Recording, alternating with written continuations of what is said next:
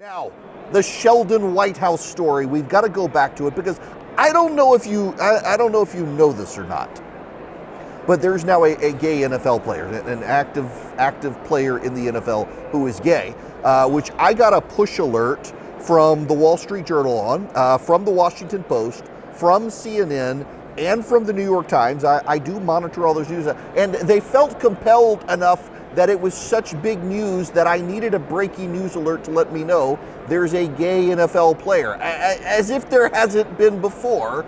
Now I know that they got to it's fascinating to me how everything is qualified. Yes, there have been gay NFL players, Michael Sams, but now this is the first active one, defensive lineman for the Raiders. Whoop-de-doo. Okay, now did you hear anything about the Sheldon Whitehouse story from the media? No. You heard about the gay NFL player. Nobody wanted to talk about the Sheldon Whitehouse story.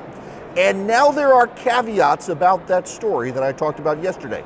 Sheldon Whitehouse was confronted. He's the senator from Rhode Island and Providence Plantations, and acts like he still lives on a plantation. You know, Rhode Island has dropped now Providence Plantations from its name. Now it's just the state of Rhode Island. Sheldon Whitehouse is a senator who he and his wife belong to what was reported yesterday by Rhode Island press. I keep saying Delaware, it's Rhode Island, to be an all-white country club. Did you get a breaking news alert on that? Did you from CNN, from NBC, from the Wall Street Journal? If you get breaking news, did you get any on Sheldon Whitehouse and the all-white country club? No. Now the media is walking it back now. It's not really that it's an all-white country club. There may be no non-white members, but there's no formal policy. And so the media is saying, well, there's no there, except there is there not?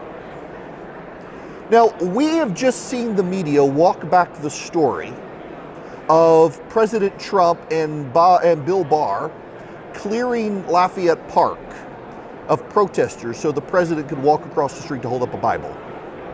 The story was wrong.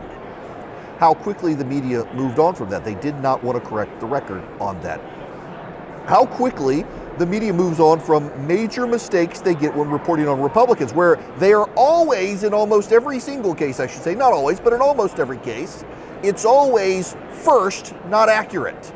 First, not accurate. Repeated stories about the Trump White House that they got wrong. The hydroxychloroquine story, dismissing the president on that, dismissing the president on remdesivir, dismissing the president's side of the story on clearing Lafayette Park. Time and time again, the media bias is to run first, not accurate with Republicans. With Sheldon Whitehouse, they gave him the benefit of the doubt. Now, it turns out that this club in Delaware is not whites only.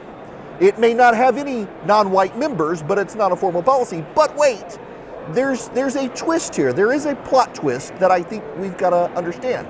Question: if you confront a United States senator and say, Senator, and this is what the reporter did. The reporter did this. The reporter went to Sheldon Whitehouse and says, Senator, why do you belong to an all-white country club that your wife is a majority shareholder in?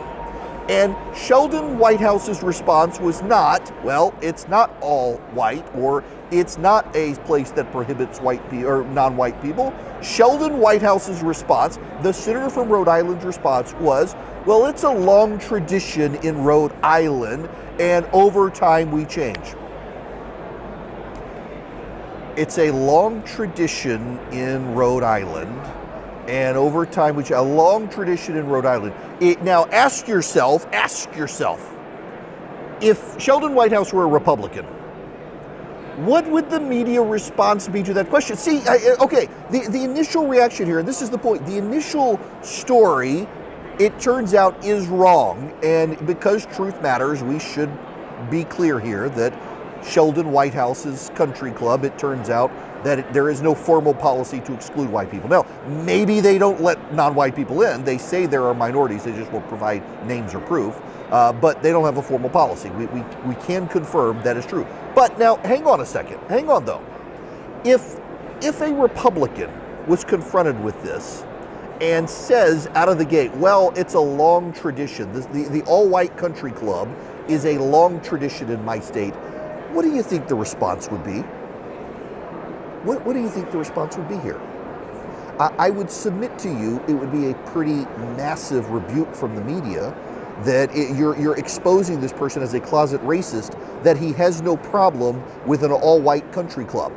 Even if the country club wasn't all-white. If you're a Republican, if you're Trent Lott, the former Republican Senate leader in the early 2000s, he had the audacity to speak at a birthday party for Strom Thurmond, the longest-serving senator, and he praised Strom Thurmond, and he got canceled. He got canceled by both sides. Now, everybody hated Trent Lott, so everybody was happy to cancel him, but he was savaged by the media for speaking at a birthday party, of which he was not condoning Strom Thurmond's racist past, but he was speaking to at the birthday party of a Senate colleague who had been there since before Trent Lott was born. Now compare that to the media giving Sheldon Whitehouse or any other Democrat the benefit of the doubt.